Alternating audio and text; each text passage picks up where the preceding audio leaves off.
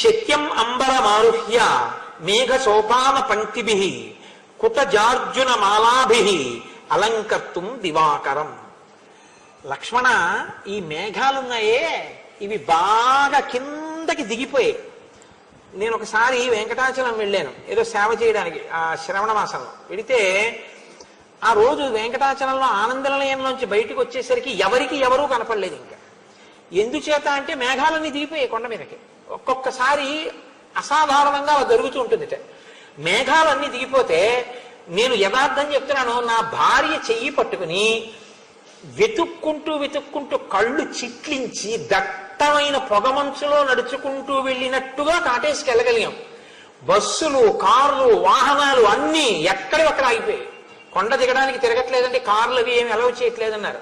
మా అదృష్టం కొద్దీ ఏదో అయితే ఇవాళకి ఈశ్వరుడు కొండ మీద ఉంచేసినట్టే అనుకున్నాం.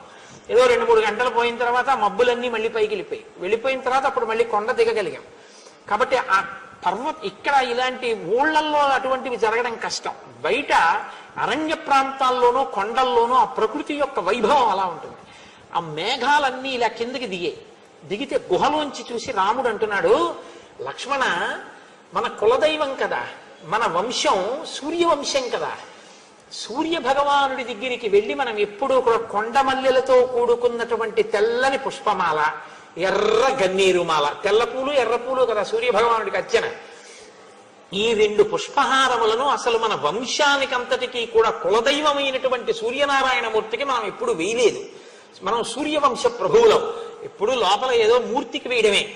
ఇవాళ మేఘములనేటటువంటి మెట్లు కట్టి ఈ మెట్లెక్కి సూర్యనారాయణమూర్తి మెళ్ళలో కొండమల్లెల దండ, గన్నేరు దండ వేయడానికి వీలుగా సూర్యమండలానికి మేఘాలని మెట్లు నిర్మించి ఈశ్వరుడు తన సేవ చేసుకోమని పిలుస్తున్నట్టు లేదా అని అడిగాడు.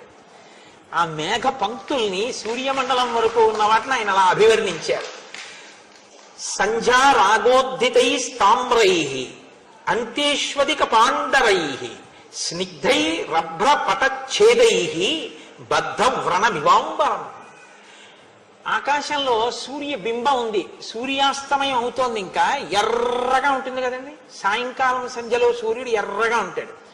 వాల్మీకి మహర్షి ఇలా వర్ణిస్తే తిక్కన గారు ఒకలా వర్ణించారు అస్తమిస్తున్న సూర్యుడిని.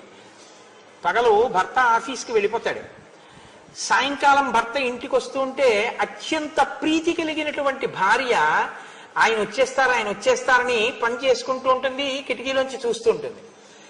అకస్మాత్తుగా ఆయన వస్తారు, కిటికీలోంచి కనపడతారు అనుకుని ఆవిడేదో చేసుకుంటుంటే ఆయన మెట్లెక్కి పైకి వచ్చేసి తలుపు తీసుకుని లోపలికి వచ్చి ఏమాయ్ అన్నాడు.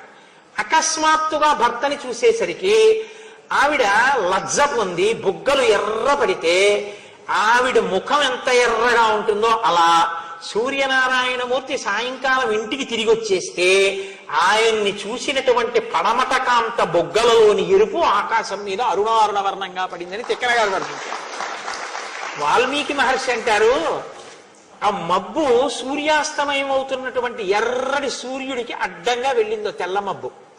వెళితే ఇప్పుడు తెల్ల మబ్బు మధ్యలో ఎర్రగా ఉంది, అటు ఇటు అంతేష్వధిక పాండరై, అటు ఇటు తెల్లగా ఉంది.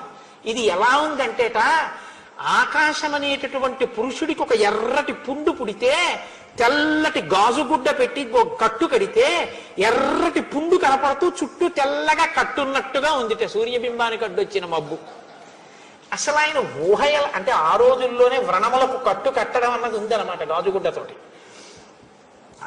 ఇన్ని శ్లోకాలండి, నిజంగా ఈ ప్రతి శ్లోకం మీరు చదవడం, కళ్ళు మూసుకొని కాసేపు దాన్ని అనుభవించడం, ఆనందంతో గుహలో రాముడు లక్ష్మణుడికి చెప్తుంటే మీరు కూడా ఆయన పక్కన నుంచి రాముడు ఒక్కొక్కటి చెప్తుంటే మీరు కూడా అటు చూసి ఆనందించి రామ బాగా చెప్పారు ఇంకోటి చెప్పండి అంటుంటే రాముడు చెప్తున్నట్లు మీరు భావించి ఆనందపడిపోవడమే. అలా ఉంటాయి ఆ శ్లోకాలు. మహర్షి అలా చెప్పారు మహానుభావుడు. కళాభిరివైమీభి విద్యుద్భిరివ్యతాడితం అంతః స్తనిత నిర్ఘోషం సవేదన వివాంబరం. ఆకాశంలో నల్లటి మబ్బులు, తలుక్కని మెరుపులు, పెద్ద పెద్ద పిడుగులు. ఇవి ఎలా ఉందంటేట, ఆకాశం అనేటటువంటి పురుషుణ్ణి ఎవరో మెరుపుల కొరడాలు పట్టుకుని కోస్తుంటే అయ్య బాబోయ్ అని అరుస్తుంటే అరుపులు ఎలా ఉంటాయో అలా ఉన్నాయిట ఆ పెద్ద పెద్ద పిడుగుల ధ్వనులు. కడుపులో ఎంత బాధ ఉందో అన్నట్టుగా ఉన్నాయిట మబ్బుల చేత ఆకాశం.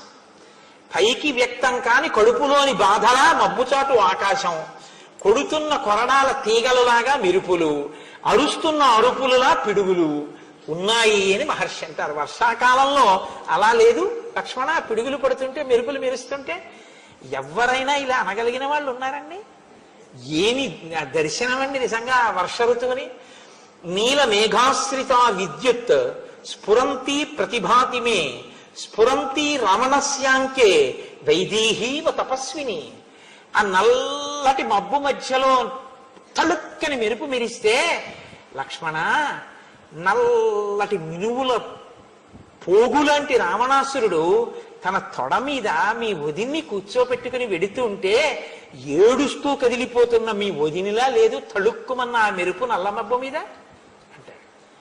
వర్ష ఋతువులో తన భార్యని చూసుకున్నాడు. అది అది అక్కడి నుంచే కదండి మేఘ సందేశం వచ్చింది. ఇటువంటి శ్లోకాలలోంచే కాళిదాస మహాకవి యొక్క మేఘ సందేశం పుట్టింది. కాబట్టి రసాకులం షట్పద సన్నికాశం ప్రభుజ్యతే జంబుఫలం ప్రకామం అనేకవర్ణం పవనావధూతం భూమౌ పతత్యామ్రఫలం విపక్వం. నేరేడు చెట్లు ఎక్కడ చూసినా నల్లగా రసం కారిపోతున్నాయా అన్నట్టుగా ఉన్నటువంటి నల్లటి నేరేడు పళ్ళు గుత్తులు గుత్తులుగా కాసేసాయి. వాటి నిండా గండు తుమ్మెదలు, నల్ల తుమ్మెదలు తిరుగుతున్నాయి. మామిడి కాయ అప్పటి వరకు చెట్టుని గట్టిగా పట్టుకున్నది చెట్టునే బాగా ముగ్గిపోయి పండైపోయి, తొక్క కూడా ఇంకా వృద్ధుడైపోయినటువంటి వాడి చర్మం ఎలా ఉంటుందో మామిడి పండు మీద ఉన్న తొక్క అలా ముడతలు పడిపోయి లోపల ఉన్నటువంటి పండు రసం ఎర్రగా ఉన్నది కనపడేటట్టుగా ఉంటుంది. మామిడి పండు బాగా ముగ్గితే మీరు చూడండి. అటువంటి దాన్ని శివలింగం మీద అభిషేకం చేయడం తేలిక. ఇలా అంటే చాలు గుడిక్కిన గుజ్జంతా శివలింగం మీద పడిపోతుంది.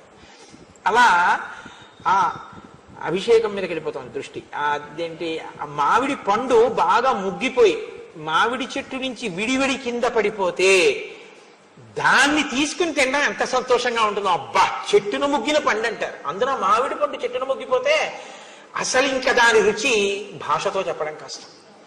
అంత అందంగా, అంత రుచికరంగా ఉంటుంది అది. కాబట్టి అలా ముగ్గిపోయిన మామిడి పండు, అందులో ప్రత్యేకించి మా జిల్లాలో కొత్తపల్లి కొబ్బరి అలా ముగ్గిపోతే అబ్బోదాన సాధ్యం కూడా ఎంత రుచో. దాని తొక్క అలా ఉంటుంది ఆ కొత్తపల్లి కొబ్బరి. అలా పలచనైపోతుంది. ఏమిటో మరి ఈశ్వర సృష్టి దాని యందు. కాబట్టి ఆ నేరేడు పళ్ళు అలా ఉన్నాయి, ఆ కింద పడిన మామిడి పళ్ళు అలా ఉన్నాయి. ఈ గుత్తులు గుత్తులు నేరేడు పళ్ళ కోసం, ఈ మామిడి పళ్ళ కోసం ప్రజలు తిరుగుతుంటారని నీకు కనపట్టల్లా వర్షాకాలంలో? ఏంటి లక్ష్మణ అంటారు. విద్యుత్ పతాకాః సబలాకమాలాః శైలేంద్రకూటాకృతి సన్నికాశాః గర్జంతి మేఘాః సముదీర్ణనాదా మత్తా గజేంద్ర ఇవ సంయుగస్థాః. యుద్ధంలో ఏనుగులు ప్రముఖంగా పాల్గొంటాయి, భద్రగజాలు. అవి పాల్గొనేటప్పుడు వాటిని మామూలుగా యుద్ధానికి పంపించరు. గుర్రాన్ని ఇంకో దాన్ని పంపించినట్టు పంపించరు. ఏనుగుని పంపించాలంటే దానికి ఒక పెద్ద గురువాయూరు ఏనుగులకు కడుతుంటారే, అలా దాని కుంభస్థలం అంతా ఓ పెద్ద అలంకారం ఉంటుంది. దాని మీద ఒక పెద్ద ఆసనం, ఆసనం మీద ఓ గొడుగు, దాని మీద మళ్ళీ ఓ పతాకం ఉంటుంది. దాని ఒక గజాన్ని అధిరోహించాడు అంటే మహావీరుడని గుర్తు. కాబట్టి ఆ ఏనుగు మీద కూర్చున్నటువంటి వాడు ఎవరో ఆ మహానుభావునికి సంబంధించినటువంటి పతాకం ఎగురుతూ ఉంటుంది. కాంచనమయ వేదిక కనత్కేతనోజ్వల విభ్రమము వాడు కలశజుండు అంటారు తిక్కన గారు విరాట బ్రహ్మంలో. అలా ఒక్కొక్క పతాకం చూస్తే ఒక్కొక్క మహావీరుడు స్ఫురిస్తాడు. రామచంద్రమూర్తి అంటున్నారు, మేఘాన్ని చూపించి, లక్ష్మణ విద్యుత్ పతాకాః, చూసావా ఆ మేఘం మెరుపు తీగతో ఉంది. ఆ మెరుపు తీగతో ఉన్నటువంటి మేఘం పతాకం పెట్టుకున్నటువంటి ఏనుగుల, ఆ మెరుపు తీగ పతాకంలా. ఆ నల్లటి మబ్బు మీద కొంగలు ఎగరడంలో ఒక చిత్రం ఉంటుంది. మిగిలిన పక్షులు ఏదో గుంపు కిందో ఏదో అలా ఇలా ఎగురుతాయి, కొంగ అలా ఎగరదు. ఎందుకో కానీ కొంగలు బారులు బారులు అని బారులు కిందే ఎగురుతాయి. అది అనుభవించిన వాడి నోటి వెంట ఆమ్రీడితం అవుతుంది. అది మామూలుగా వెళ్ళదు, బారులు బారులుగా వెళతాయి అవి. కాబట్టి అవి వెళ్ళేటప్పుడు కూడా చాలా చమత్కారంగా వెడతాయి. మీరు ఎప్పుడైనా మీరు చూసి ఉంటారు, నేనే వెర్రివాడిని మీరు చూడలేదు అనుకుని అలా చెప్తూ ఉంటాను. కానీ మీరు కొంగలు బారుగా ఆకాశంలో వెళ్తున్నప్పుడు దాని అందం చూడాలి. ఒకసారి ఇలా నిటారుగా వెడతాయి, ఒకసారి అర్ధచంద్రాకారం అయిపోతాయి, ఒకసారి ఒక మణితో కూడిన హారంలా ఇలా అవుతాయి. అన్ని ఒక్కలా కదిలేదో పెరేడ్ చేస్తున్నటువంటి సైనికులు కదిలినట్టు ఒక హారం వెడుతున్నట్టు వెడుతుంటాయి. లక్ష్మణ, నల్లమబ్బు మీద ఇవన్నీ అలా వెడుతుంటే శైలేంద్ర కూటాకృతి సన్నికాశాః సబలాకమాలాః, ఇవి ఈ కొంగల బారులు ఏనుగు మెడలో వేసినటువంటి పూలదండలా, నల్లమబ్బు ఏనుగులా, మెరుపు తీగ దాని మీద పెట్టినటువంటి పతాకంలా, ఆ మేఘంలోంచి వచ్చేటటువంటి ఉరుము యుద్ధానికి వెడుతున్నటువంటి ఏనుగు చేసిన ఘీంకారంలా, యుద్ధ భూమిలో ఏనుగులా కనపట్టాలా నీకు ఆ మబ్బు? ఒక క్షత్రియుడికి ఎలా కనపడాలో అలా కనపడింది. అంటే లక్ష్మణుడు అవునన్నయ్యా అవునన్నయ్యా అని ఎంతో సంతోషంగా ఆ మబ్బులో అంతా చూస్తున్నాడు. అబ్బో, ఏమి వర్ణన చేశారండి మహానుభావుడు. బాలేంద్ర గోపాంతర చిత్రితేన విభాతి భూమిర్నవశాద్వలేన గాత్రానువృత్తేన శుభప్రభేణ నారీవలాక్షోక్షిత కంబళేన. వర్షాలు పడ్డం వల్ల ఆకుపచ్చటి గడ్డి పెరిగింది బాగా. ఎక్కడ పెరుగుతుంది గడ్డి? భూకాంత, భూమి మీద పెరుగుతుంది. ఈ బాగా పెరిగినటువంటి పచ్చగడ్డి మీద ఆర్ద్ర పురుగులని ఎర్రగా ఉంటాయి. ఎర్రగా ఉన్న ఆర్ద్ర పురుగులు అక్కడక్కడక్కడక్కడక్కడక్కడ పాకుతున్నాయి. వర్షాలు పడేటప్పటికి ఈ పురుగులు పుట్టేస్తాయి, పాకుతున్నాయి. ఆ గుహలోంచి, పర్వత శిఖరపు గుహలోంచి కిందకి చూశారు రాముడు. చూసావా ఎలా ఉందో? చిలకపచ్చు చీర మీద ఎర్ర ఎర్రని చుక్కలున్న చీర ఒక ఆడది కప్పుకు చలికి కూర్చుంటే ఎలా ఉంటుందో అలా భూకాంత పచ్చటి గడ్డి మీద ఆర్ద్ర పురుగులతో కూడినటువంటి ఈ స్థితిలో ఆకుపచ్చ చీర ఎర్ర చుక్కలది కప్పుకు కూర్చున్నట్టు లేదు భూకాంత అంటారు. చూసావా వర్షాకాలంలో భూమి ఎలా ఉందో?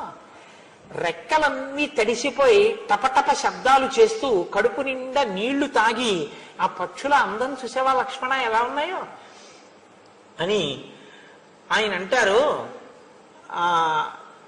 నిద్రాశనైః కేశవమభ్యుపైతి ద్రుతం నదీనాం సాగరమభ్యుపైతి హృష్టాబలాకా ఘనమభ్యుపైతి కాంతాస్సకామా ప్రియమభ్యుపైతి. మళ్ళీ అంత్యానుప్రాస, అదో అందం. రామాయణంలో మళ్ళీ కావ్యపరమైనటువంటి అందాలు.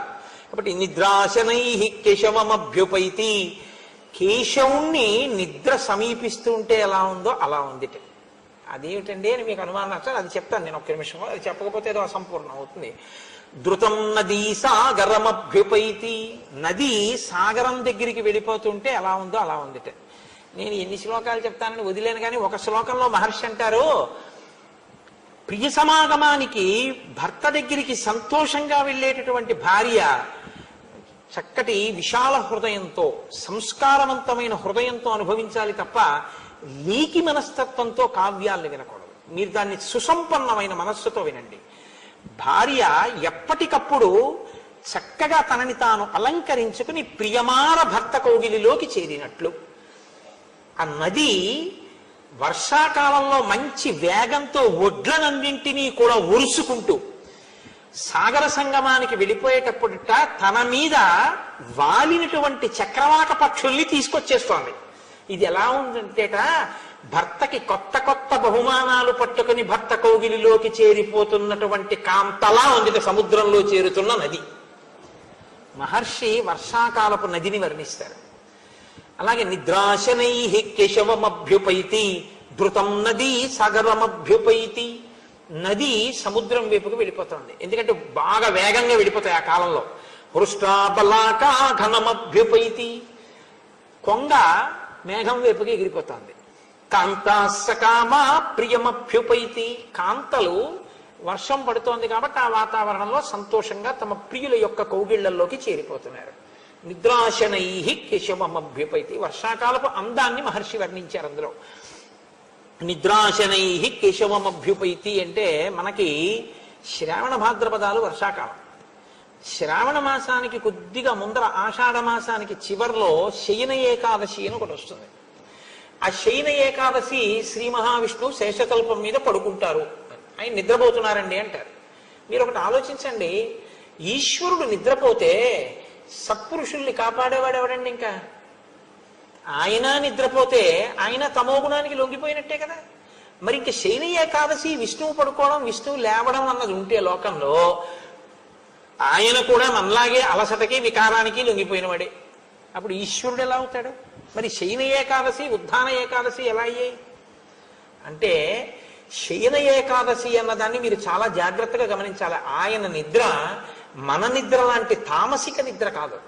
ఆ నిద్ర ఏమిటో తెలుసా అండి? నిద్రాముద్రాం నిఖిల జగతి రక్షణే జాగరూకం. దక్షిణాయనం ప్రారంభమవుతుంది ఆషాఢమాసం. ఆషాఢమాసంలో దక్షిణాయనం ప్రారంభమైతే దక్షిణాయనం అంతా ఉపాసన కాలం.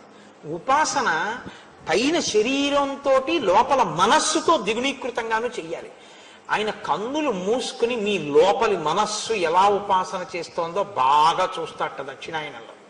అందుకని నిద్రపోయినట్టుగా నిద్రాముద్రాం నిఖిల జగతి రక్షణే జాగరూకం, ఇంకా బాగా గమనించడానికి కళ్ళు మూసుకుని పడుకోవడం, పైకి చూడడం కాదు, మీ లోమనసుల్ని చూడడానికి పడుకోవడం శయన ఏకాదశి.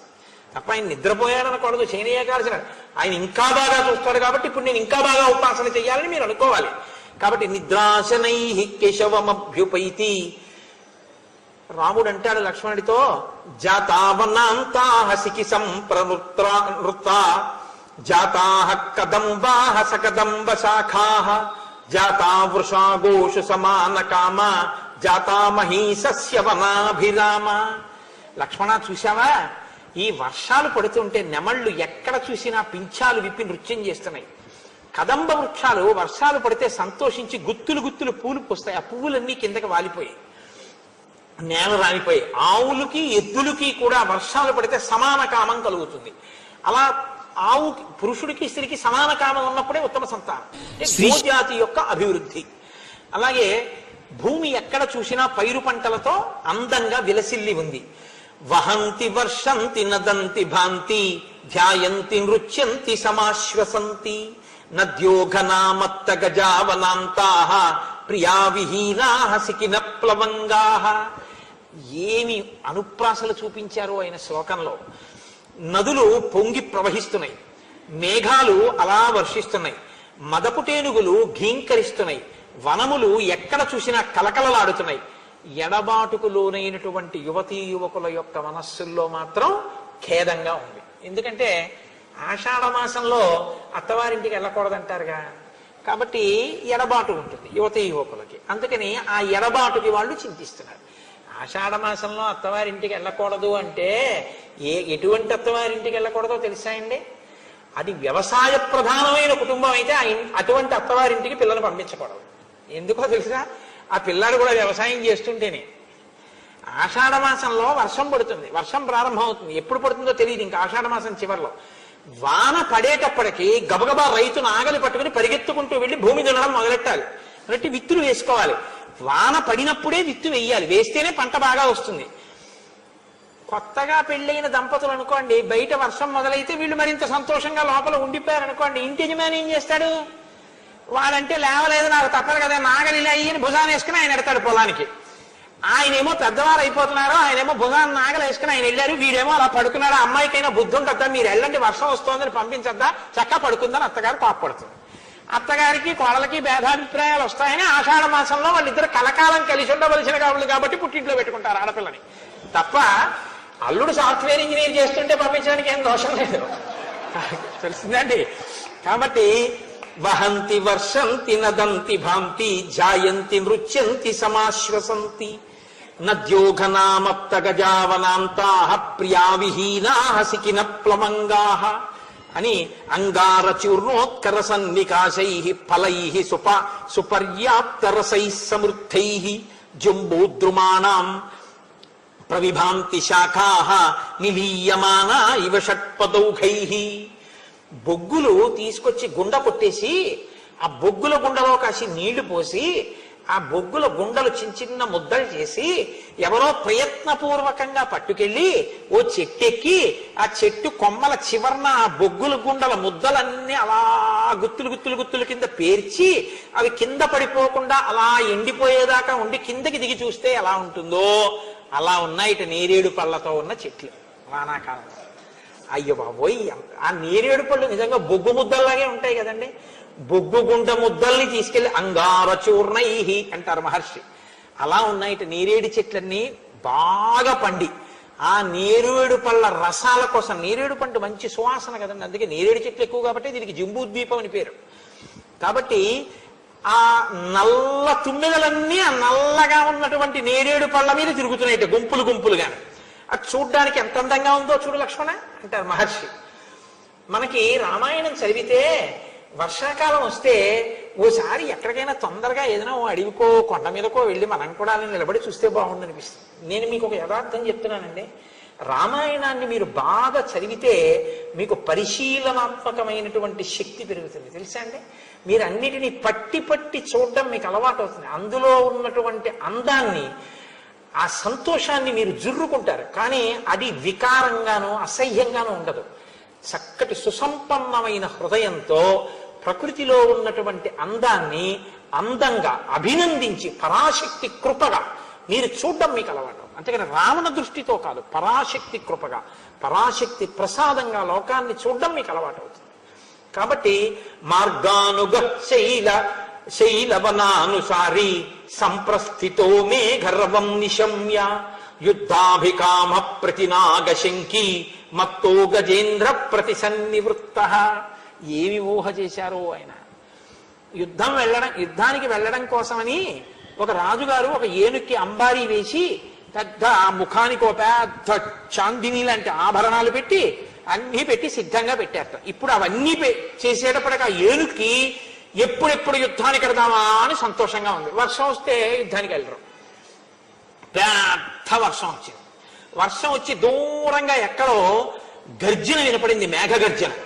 ఈ ఏనుగుట అంబారి ఊగిపోయేటట్టుగా పరిగెత్తుకుంటూ తాను భీంకరిస్తూ వెళ్ళింది. అంటే ఎదుటి సైన్యంలో ఉన్నటువంటి యోధులకు సంబంధించిన ఏనుగు ఒకటి యుద్ధానికి వచ్చేస్తోంది, నేను వెళ్ళకపోతే ఎలాగా అని అది కూడా వెళ్ళిపోయింది. వెళ్ళిపోతే అది మేఘం గర్జించింది, ఏనుగు కాదు. కాబట్టి ఇది చాలా దూరం వెళ్ళి చూసింది, ఏనుగు కనపడలేదు. ఓహో, నా చిత్తభ్రాంతి, యుద్ధం కోసం సిద్ధమై ఉన్నాను కదా, నా శత్రు సైన్యంలో ఏనుగు గర్జించినట్టు అనిపించి ఇంత గబగబా వెళ్ళిన ఏనుగు మెల్లగా తొండం ఊపుకుంటూ తిరిగి వస్తుంది. మేఘగర్జన విన్న యుద్ధపుటేనుగు అలా వెళ్ళి తిరిగి వచ్చేస్తోంది. లక్ష్మణ చూసావా దాని పౌరుషం అంటారు రామచంద్రమూర్తి. క్వచిత్ ప్రగీత ఇవ షట్పదౌఘై క్వచిత్ ప్రనృత్త ఇవ నీలకంఠై క్వచిత్ ప్రమత్త ఇవ వారణేంద్రై విభాంత్యనేకాశ్రయిణోవనాంతాః. చూసావా ఇక్కడ తుమ్మెదలన్నీ ఝంకారం చేస్తూ సంగీత కచేరీ చేస్తున్నాయి. మీరు కొన్ని క్షేత్రాలకు వెడితే ఆశ్చర్యంగా ఉంటుంది. మీరు ఇలా వెళ్ళారనుకోండి ఏదో సంగీతం జరుగుతుంటుంది. మీరు అక్కడి నుంచి వచ్చేసి ఇలా వెళ్ళారనుకోండి ఏదో నాట్యం జరుగుతుంటుంది. గురువాయూరులో దేవాలయం బయట ఎప్పుడు ఏదో నాటకమో నాట్యమో నృత్యమో ఏదో చేస్తుంటారు. వెంకటేశ్వర స్వామి గుళ్ళో వెంకటాచలంలో ఆస్థాన మంటపంలో ఏదో జరుగుతుంటుంది. ఎప్పుడు ఏదో ఒకటి జరుగుతుంటాయి.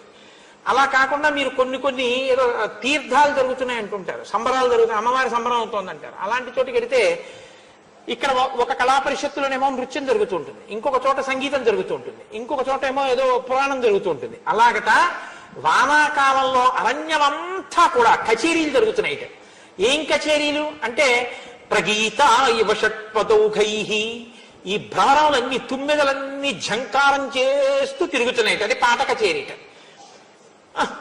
చాలాసేపు పాటలు విన్నాం, కాసేపు డాన్స్ ప్రోగ్రామ్ చూద్దామని ఇలా వస్తే ఇంకొక చోట కడితే క్వచిత్ ప్రనృత్త ఇవ నీలకంఠై, అక్కడ నెమళ్ళు నాట్యం చేస్తున్నాయిట. కాసేపు మీరు ఆ డాన్స్ చూడొచ్చు. అయిపోయిన తర్వాత అబ్బా ఇది ప్రకాశించట్లేదు ఈ పర్వత శిఖరం నుంచి చూస్తే లక్ష్మణ అంటారు. ఇలా ఆ వర్ష ఋతువుని గురించి వర్ణించి సూర్యాస్తమయం అయింది. సంధ్యావందనం చెయ్యాలిగా. సూర్యాస్తమయం అయిందని ఎలా తెలుస్తుంది? చీకటిగా ఉంటుంది. ఎందుకటి? బయట నల్లటి మబ్బు కమ్మేసింది, ఇంట్లో వెలుతురు ఉండదు, అందుకని లైట్ ఏవే బయట మబ్బు ఏం కనపట్టలేదు అంటాడు ఆయన. అలా కటిక చీకటిగా ఉంది మబ్బుల వల్ల. సూర్యాస్తమయం అయిందని ఎలా తెలిసింది? రామచంద్రమూర్తి అంటారు, నిలీయమానైర్విహగై నిమీలద్భిశ్చ పంకజై వికసంత్యాచ మాలత్య గతోస్తం జ్ఞాయతే రవి. అక్కడ పక్షులన్నీ కూడా గూటికి వెళ్ళిపోతున్నాయి. అలాగే ఆ పద్మములన్నీ కూడా ముడుచుకుపోతున్నాయి. అలాగే సన్నజాజి పూలన్నీ సాయంకాలం వేళ విచ్చుకుంటున్నాయి. దీన్ని బట్టి సూర్యాస్తమయమైంది అని తెలుస్తోంది లక్ష్మణ, లేకపోతే అసలు తెలియదు అని ఆయన అంటారు. చూసావా వర్షాకాల వైభవం ఎంత అందంగా ఉందో. మనమైతే ఎప్పుడూ ఒకటే అనుభవిస్తాం. ఏమిటి అనుభవిస్తాం అంటే, వాన వచ్చేస్తుంది, ఆఫీస్కి వెళ్ళాలి, ఎలా రెయిన్ కోట్ ఎక్కడుంది, అది ఎక్కడో మడత పెట్టి పెట్టేశాను. ఇప్పుడు స్కూటర్ మీద వెళ్తే వాటర్ సర్వీసింగ్కి మళ్ళీ ఇవ్వాలేమో, బురద, రోడ్లు చూస్తే గోతులు, టైంకి వెళ్ళాలి, ఎలా ఫైల్ ఉండిపోయింది. అసలు మనం ఆ ఋతువుని అనుభవించడం, ఆ ఋతువు ప్రకృతిని అనుభవించడం, ఆ అందాలు అనుభవించడం అన్నీ మానేసి కృతక జీవితమే. కనీసం కావ్య పఠనంలో పరకాయ ప్రవేశం చేసి అనుభవించినా అదొక గొప్ప ఆనందం. ప్రకృతిని పరిశీలించడం ఒక గొప్ప విద్య అండి. రవీంద్రనాథ్ ఠాగూర్ గారి తండ్రి దేవేంద్రనాథ్ ఠాగూర్ గారు, రవీంద్రనాథ్ ఠాగూర్ ప్రకృతిని పరిశీలనం చేసి చిన్న చిన్న కవితలు రాస్తుంటే, నువ్వు ఇలాగే పరిశీలనం చేసి చక్కటి కవిత అల్లు, నువ్వు ఇంతకన్నా ఏమీ చెయ్యక్కర్లేదని విడిచిపెట్టారు కాబట్టి, స్వేచ్ఛనిచ్చారు కాబట్టి ఆయన విశ్వకవి అయ్యి మహానుభావుడు ఈ దేశానికి సాహిత్యంలో నోబెల్ ప్రైజ్ తీసుకొచ్చారు. ప్రకృతి పరిశీలనం అన్నది అంత గొప్పది. ఆ ప్రకృతి పరిశీలనంలోంచే వ్యక్తి ఋషి అవుతాడు. ఋషి అవడం అంటే ఏమిటో తెలుసా అండి? ప్రకృతిని పరిశీలించి పరాశక్తి యొక్క అనుగ్రహంగా చూసేటటువంటి దృష్టికోణం ఎవరికి వస్తుందో వాడే ఋషి. నేను మీతో ఒక మాట చెప్తాను చూడండి. బకించంద్ర చటర్జీ అని ఉన్నారు. ఆయన, మనం పాడేది నిజానికి ఒక్కటే అందులో, వందే మాతరం వందే మాతరం సుజలాం సుఫలాం మలయచ శీతలాం సస్య శ్యామలాం మాతరం వందే మాతరం అంటారు. నీటి గలగలలతో, ఎక్కడ చూసినా చెట్లతో, పళ్లతో నిండి ఉన్నటువంటి ఈ భరత భూమి భూమి కాదు, మాకు అన్నం పెట్టి నీళ్ళు ఇవ్వడం కోసం సిద్ధంగా ఉన్న మా అమ్మ. కాబట్టి వందే మాతరం, ఓ భరత మాత నీకు నమస్కారం. ఆయన ఋషి. ఆయనకి భరత భూమి కనపడలేదు, భరత భూమిలో భరత మాత కనపడింది. అలా తల్లితనాన్ని, పరాశక్తిని చూడగలిగినటువంటి హృదయం మీకుంటే ప్రకృతిలో, మీ చూపు తప్పు కాదు, అప్పుడది ఋషి యొక్క చూపు. అలా చూడకుండా ఎక్కడైనా ఏదైనా సొబగుగా కనపడితే తాను అనుభవించాలని కోరుకున్నాడు అనుకోండి, అది రావణ దృష్టి. దాన్ని మనిషి నియంత్రించుకోవాలి. అది తప్పు, అలా ఉండకూడదు. అందాన్ని అందంగా, సౌందర్యాన్ని సౌందర్యంగా అభినందించాలి. అది పరాశక్తి విభూతి. ఎక్కడెక్కడ ఏది అందమైందున్నా, ఏది ప్రకాశవంతమైందున్నా మమ తేజోంశ సంభవం అంటాడు గీతాచార్యుడిది, నా తేజస్సు అంటాడు. ఓ ఈశ్వర నీ తేజస్సు అని అభినందించి ఆనందించగలగాలి. కాబట్టి రామచంద్రమూర్తి అంటారు, ఉపకారేణ వీరోహి ప్రతికారేణ యుజ్యతే అకృతజ్ఞో అప్రతికృతో హంతి సత్వవతాం మనః. సుగ్రీవుడు ఇప్పుడు వర్షాలు పడుతున్నాయి కాబట్టి విశ్రాంతి తీసుకుంటున్నాడు. నిజమే, పాపం ఎంత కష్టపడ్డాడో. సుఖంగా సంతోషంగా గడపని ఇతరుల కష్టాన్ని తాను అర్థం చేసుకుంటాడు రాముడు. వర్షాకాలం అయిపోయిన తర్వాత కూడా ఇలాగే భోగాల్లో మునిగిపోయి ఉండిపోతే కృతజ్ఞత అన్నది మరిచిపోయిన వాడు అవుతాడు, కృతజ్ఞుడు అవుతాడు. ఉపకారానికి ప్రత్యుపకారాన్ని మరిచిపోయిన వాడు అవుతాడు. అప్పుడు పెద్దల చేత శలాహింపబడడు, పెద్దల యొక్క నిందకి గురవుతాడు. అది తర్వాత ఇంకా ప్రారంభం అవుతుంది. కాబట్టి మనం ఇప్పుడు ఆ సుగ్రీవుణ్ణి విశ్రాంతి తీసుకొనిద్దాం. తొందరగా ఈ వర్షాకాలం విడిపోతే శరత్కాలం ప్రారంభమైన తర్వాత మనం వెడదాం. అంటే ఓర్పు వహించడం అన్నది రాముడికి తెలుసు. ఇది తార చెప్పింది. ఊరికే తొందరపడిపోవడం, వర్షాకాలం అయితేనేంటి, ఇంకోటి ఏంటి, ఏదో లేచిందే లేడికి ప్రయాణం అన్నట్టు మనం వెళ్ళిపోవలసిందే, రావణాసుడి మీద యుద్ధం అలా అనడం. ఇప్పుడు బయలుదేరితే ఎంతమందికి ఇబ్బంది, కాబట్టి తన ఇబ్బందిని ఓర్చుకుంటాడు. ఈ ఓర్చుకునే గుణం రాముడిలోంచి తీసుకోవలసి ఉంటుంది జాతి. ప్రత్యేకించి యువకులు దీన్ని తీసుకోవాలి. యువతీ యువకులు రామచంద్రమూర్తి ఇతరుల గురించి ఆలోచించే ధోరణి, ఇతరులు సుఖపడాలని ఆయన కోరుకునే విధానం, తన కష్టంలో ఉన్నా ఇతరులు సుఖంగా ఉన్నారని తాను సంతోషించగలిగిన హృదయం, ఓర్పుతో తాను వీచి ఉండగలిగినటువంటి లక్షణం, ఇది నేర్చుకుంటే మీకు జాతి సుసంపన్నం అవుతుంది. అలా సుసంపన్నం కావాలి అంటే ఆబాలగోపాలము రామాయణం చదువుకోవాలి, రామాయణాన్ని వినాలి. కనుక ఇప్పుడు నేను మీతో ఒక శుభవార్త చెప్పవలసి ఉంటుంది. ఏమిటా శుభవార్త అంటే, ఒక శుభవార్త ఏమి, 2 శుభవార్తలు చెప్పే ప్రయత్నం చేస్తాను. ప్రత్యేకించి 16 సంవత్సరములు దాటి, 15-16 ఏళ్లు దాటి 20 ఏళ్ళు లోపు ఉన్న వాళ్ళకి ఒక అవకాశాన్ని కల్పించాలి అని హరిప్రసాద్ గారి యొక్క